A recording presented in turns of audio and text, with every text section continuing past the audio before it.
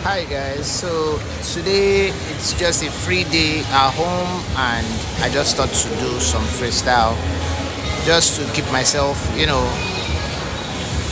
happy and enjoy the process of learning quad skating.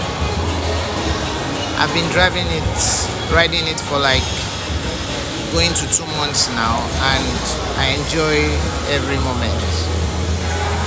It hasn't been easy. I normally fall sometimes and get back up.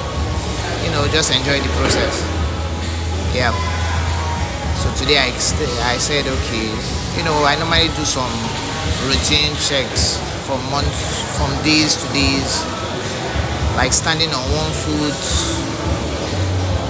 and count down, and standing on the second foot. And for now, I can say I've improved.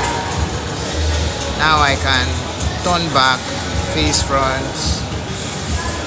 although not totally confident, but I can try.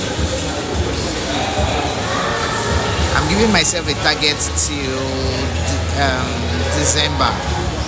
Now this is June, so by December, let's see how good I'll be. Yes, by December I'm sure I'll be very good, but let's see how it goes.